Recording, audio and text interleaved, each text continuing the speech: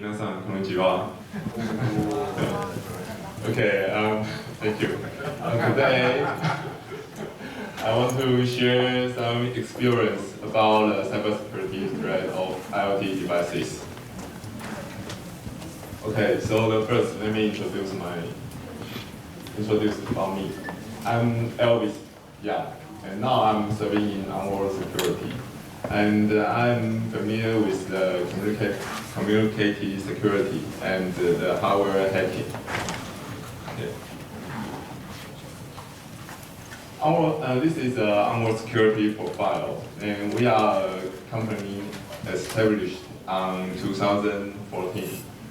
And our main service is cybersecurity assessment in IoT device. And we are also the first lab to get 3 accreditation of ISO 17025.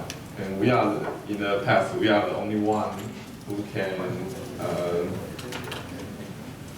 give the US and UK government the assessment report. Okay, so we have a lot of experience about product validation, and our research team have a lot of something like CVID or security certificate. So we have the expertise on the cybersecurity assessment, and also we can provide reliability test for the service. Okay, this is our main customer in the global market. In the past, we are focused on the Taiwan market, but in this year, we already have the Malaysia and China branch office. In the end of 2019, we will have a branch office in Japan. Okay, since before the Onward Security established, we already have a lot of experience on the IoT devices. So, in today's talk, first I will mention about the common security issue of IoT.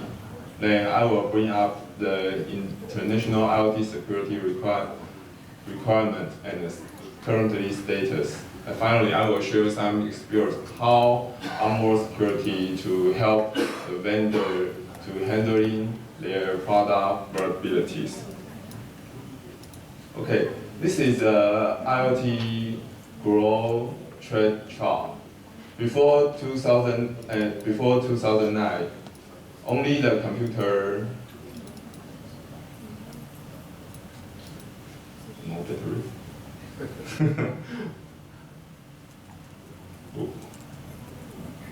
Only a computer and notebook can browse the internet, but after 2009, the IoT inception exploded, so everything go to the internet, even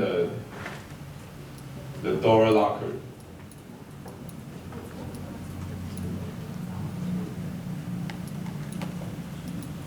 Okay, so what's the major fact to affect the IoT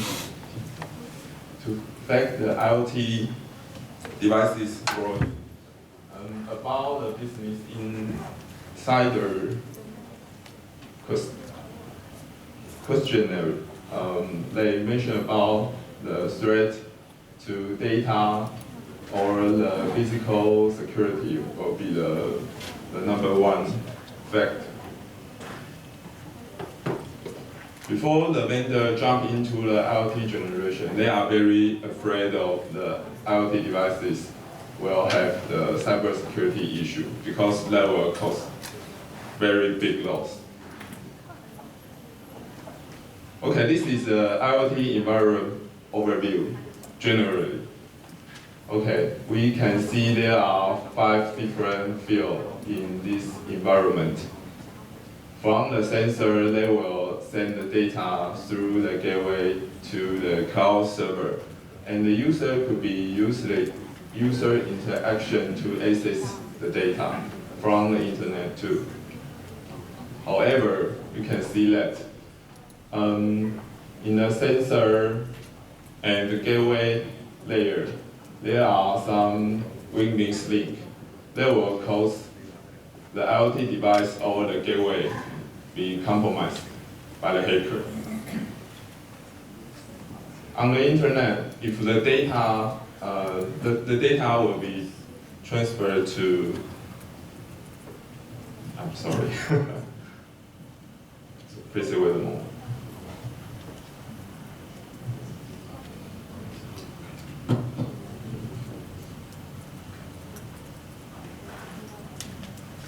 The data will be transferred to the cloud server through the internet. But if the data state of transport equipped, and the data will be sniffed by the hacker. Also, there are some weakness link in mobile interface or the cloud interface. And the hacker could get sensitive data from this weak link. So there are a lot of weak links in the IoT environment.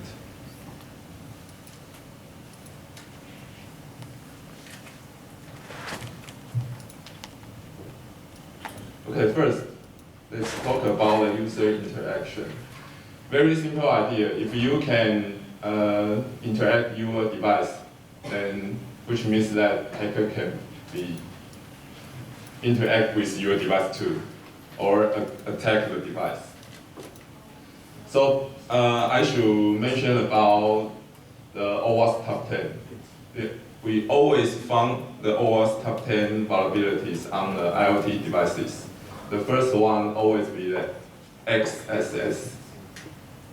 This one, we can use the alert script to test something like a web server. And in this real case, we use the alert, then the website pop out the alert 1. So which means that the hacker could use this vulnerability to get the cookie or some sensitive data. Command injection. In this real case, we find a field which can call the system function. Then we use the burp. Burp is a security tool to be a proxy gateway. Then we can use the burp to insert the command. In this real case, we use the command to flush the IP tables, the firewall on the IoT device. Then we we let the IoT device to download the backdoor into the IoT. Then I just can use the netcat. Then I can easily to compromise these IoT devices. So only 3 steps to control your device. And the third one, we always use the buffer overflow. We insert the very, very long string to some parameter. Then this service could be crashed. Path traversal. This real case is this device has something like a CGI vulnerability. So I can use the command in Linux. I can travel to the folder, the etc folder, and download the file I want. Generally, user need to log in the router, then he can change the configuration or do some modification.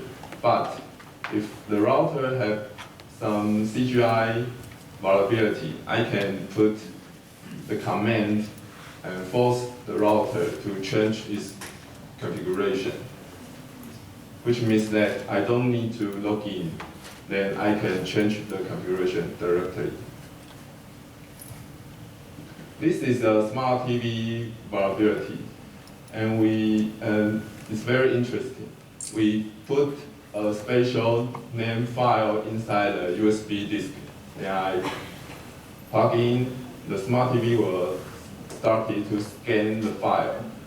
When the smart TV scans this special file name, you will think, okay, I should execute the intd command, which means it opens the telnet service, then I can easily to telnet to the smart TV with the specific host name. It's very interesting vulnerability. In some SCADA device, the vendor is very kind. They provide the tool to let user easily to deploy the SCADA device. But the hacker could be sniff the packet between the tool and SCADA devices. It can use just to do the functionality on the tool, then recording the packet to get the to pick up the specific packet and write down a Python, then he can replay the packet. In this example, we can just use the replay packet to dump the configuration. Because in some intelligent factory, the configuration is very valuable. So the hacker, they are not want to damage your device. They want to get the variable file. So they will choose to dump the configuration. Okay, the software. Because my first company is a company who have VPN product. So in my experience, they always use the open source to build up the devices. But the open source have a lot of vulnerability. In this example, the Samba is a protocol to share the file between the Linux and the Windows. I use this real case to introduce how we use this vulnerability to compromise the device.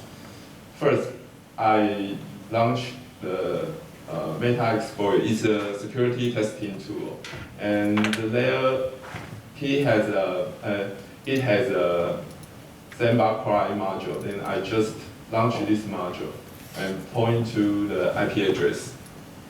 If the device has this vulnerability, then the console will show, oh, I found the shell in this device. Then this Meta Exploit security tool will just help me to open a shell connection. Then I can use the command like ID to check what kind of permission I have. Also, I can check the host name or the other command I want to do. So basically, this device has been compromised. The other vulnerability is something like the Mirai or the VPN filter. They will let the IoT device to become a botnet or zombie. Okay, the time is running out, so I have to skip something. And this is hardware hacking. I can use the UART to have the shell control. And I can use some device to do some reverse engineering about the CAN-bus signal. The firmware, I can dump some valuable device from the firmware. Usually we can download the firmware from the official website. So it's very easy to get this unencrypted firmware file.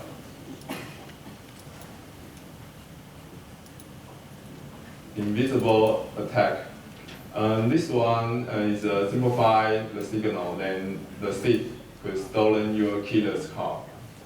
If you put the key behind a wall, then you just extending the signal, then you can drive the car. And the other one is something like a radar jamming.